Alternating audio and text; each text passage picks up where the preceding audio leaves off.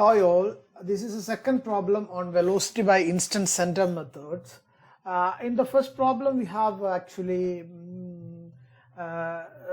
concentrated on a 4-bar mechanism where we find out the angular velocity of the connecting rod and the follower.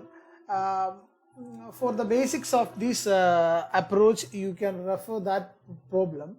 And here we have another problem for a slider crank mechanism. I'm not going through the basics of instant center or how to locate all these things. You have to refer the first problem for that. Okay, the problem is like this. We have a slider crank mechanism, a single slider crank mechanism as shown in the figure with a crank length of 100 mm and the connecting rod is 400 mm. The crank is right now at 45 degree as shown in the figure and rotating with the clockwise direction.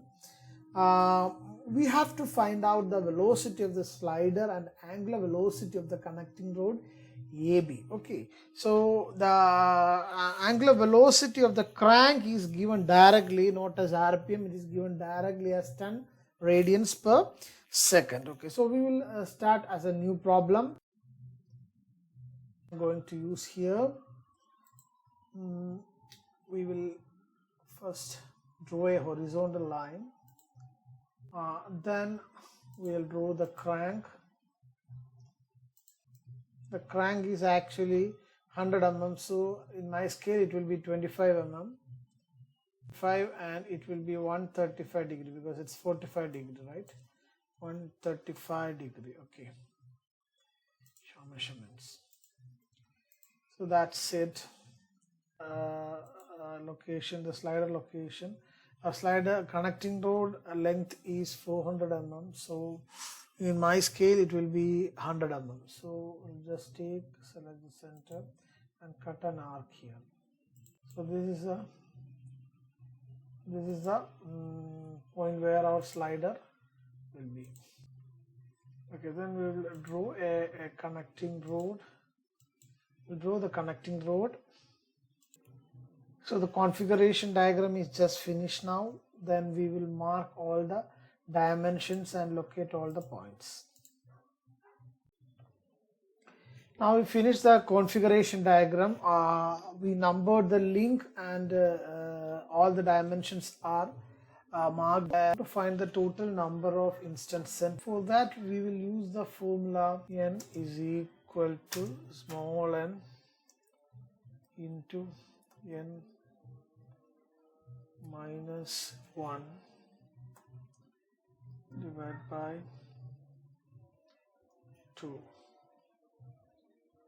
is equal to 6. Now we want to prepare a table diagram for naming all the instant centers. Okay, so we have prepared the table diagram. All the links 1, 2, 3, 4 here. So this will be the first instant center, that is I 1, 2. Second instant center will be I 1, 3. Third will be I 1, 4. Then here we have I 2, 3, I 2, 4. Here we have I 3. So we have all the table diagrams now. Okay, so we have all the instant centers right now. Now we can go to locate this. Okay, so here it is I 1, 2. Okay, so this point definitely will be the instant center I 1. That will be our instant center I 1, 2. I 2. So this is I 1, 2. That is I 1, 2. Next, this is I 2, 3. This point will be I 2, 3. I 2, 3. Okay. Then this point will be I 3, 4. That is I 3, 4. The next instant center, which is permanent but fixed, is I 1, 4. That is actually the instant center of the slider. Okay, the slider. We know that it is at infinity and it should be always perpendicular to the sliding direction. Okay, so this is a sliding direction, so perpendicular to this you can locate I15. So it will be a perpendicular to this line. Anywhere you can find this perpendicular to this line. Okay, so I1 will be at infinity, I14 is at infinity, and that is always perpendicular to this sliding direction. Okay, so we have located all the 4 fixed bar permanent instant centers. Now the remaining 2 instant centers are I13 and I24. So these we want to locate by using Arnold's-Kennedy's theorem. Okay, so for that what we have to do, we have to apply the Arnold's-Kennedy's theorem in 3 links. Okay, so first we'll take 1, 4, 3. Okay, so 1, 4, 3 we have one instant center is I41, that we know that is at infinity, and another is I34 that is already located here, and one more we have to need, that is I31. So what this I31 will be in the line which is connecting I34 and I14. Okay, so we know that the I14 is actually perpendicular to this slider. Okay, so we can erect a perpendicular line. That's a perpendicular line. Next we will take 3, 2, 1. Okay, so 3, 2, 1 link configuration. Again we are applying Kennedy's theorem there. So we have a link 3, 2 and 1. So 3, 2 will be one instant center that is already located. Then 1, 2 will be another instant center that is already located. And 1, 3 that should be in line to I23. So if you extend this line, you can see it will be the I13 will be somewhere here. Okay, so if you extend this OB, okay, so that we are going to do. Okay, so this point is actually the I13 point. Okay, so this will be our I13 point. Okay, so now we located all the 5, the remaining is 1, that is I24. Okay, so to take 24 we take a link 4, 3 and 2. Okay, 4, 3 and 2. So when we take 4, 3, 2, 3 links, we have definitely 3 instant centers, and the 4, 3 is already located here. 2, 3 is already located here.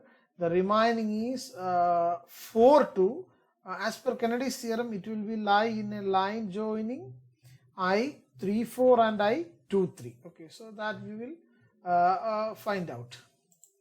So we will extend. So we extend like this. All right.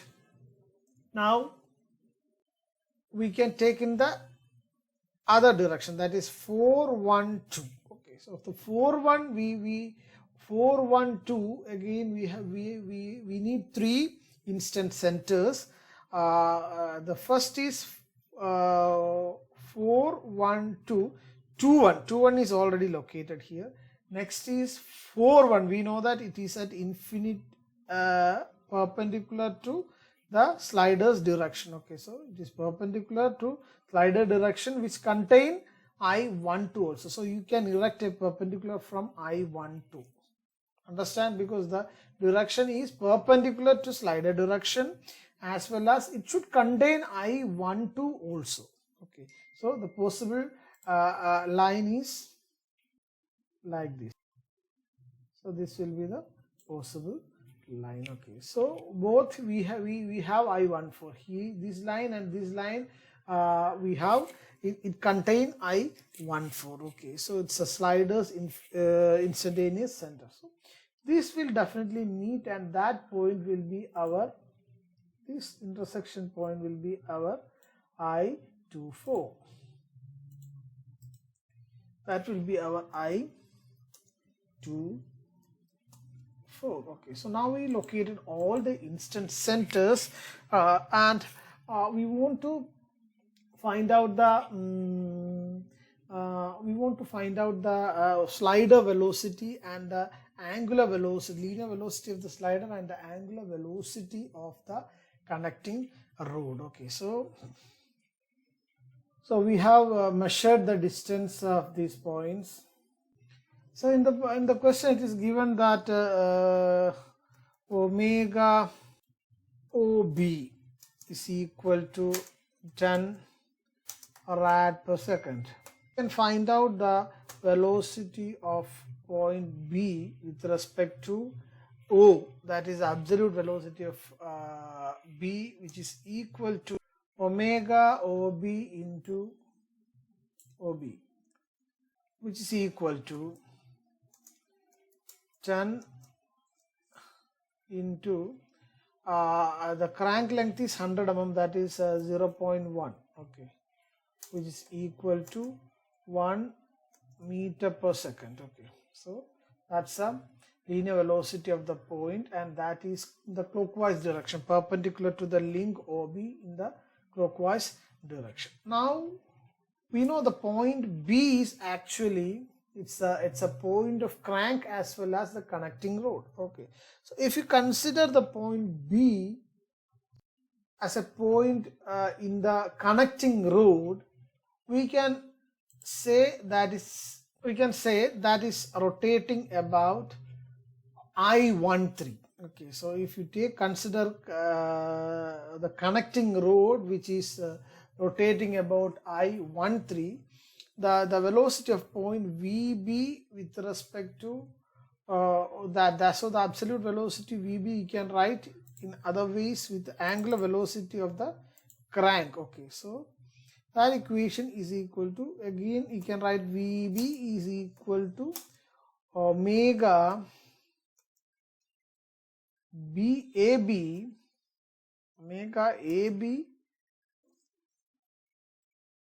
into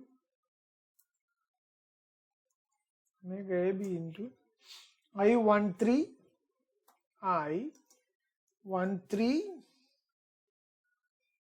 I13B.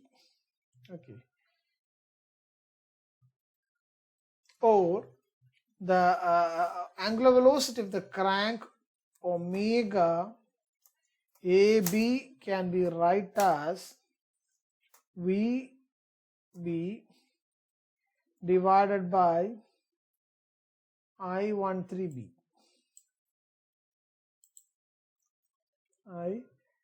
I13B, which is equal to 1 divided by I13B is 139, which we get here.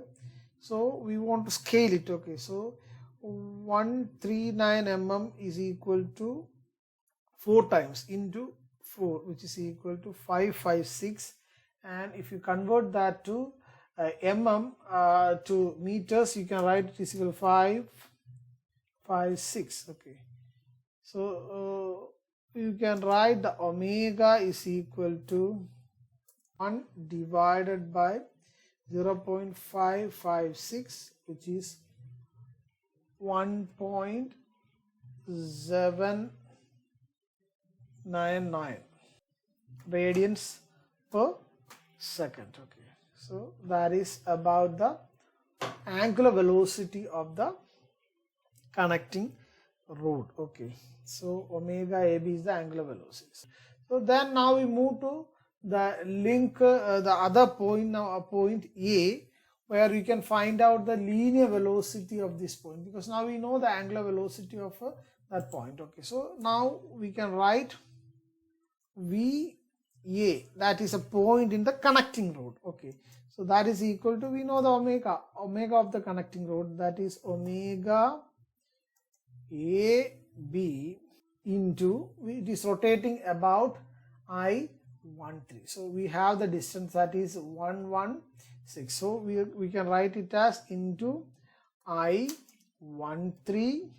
Okay, Omega AB we already find out that is 1.799, or we can simply write it as 1.8 into I13 is 116, that is equal to 116 into 4 divided by 1000.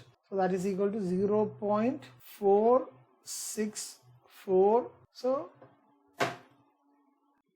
it's equal to nothing but 83 meter per second. Okay, so that is a point, if you consider that as the point in the connecting rod, and we know that that particular point is actually attached to the slider also, so it is absolute velocity also. Okay, so we can see the velocity of the slider is also equal to 0.83.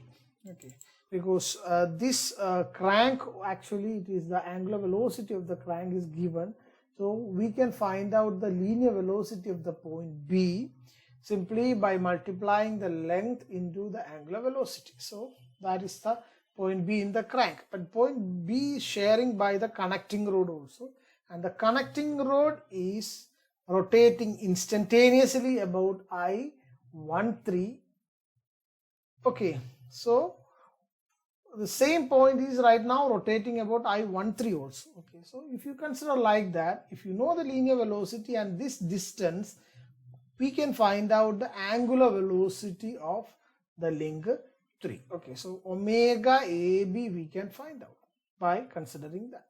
And if you know the omega AB, then we can come to this point, because this point 4 or A is actually a point shared by the connecting rod as well as the slider. Okay, so if you consider the point 4 is the point in the connecting rod, and we know the connecting rod is rotating about I13. Okay, so we can find out the linear velocity of point A, absolute linear velocity of point 4 or point A. That is nothing but we can find out by using this equation, omega AB into that distance I13A. Okay, so that we can find out. And you know, this is a point shared, a common point shared by the slider as well as the connecting rod. So the velocity of that point will be the velocity of the slider. Okay, so we know the slider velocity is equal to 0.83 meter per second. Okay, hope you all understand the problem, and for the basic things you can refer my previous video about the basics of instantaneous centers. Okay, so thanks for watching, and bye bye.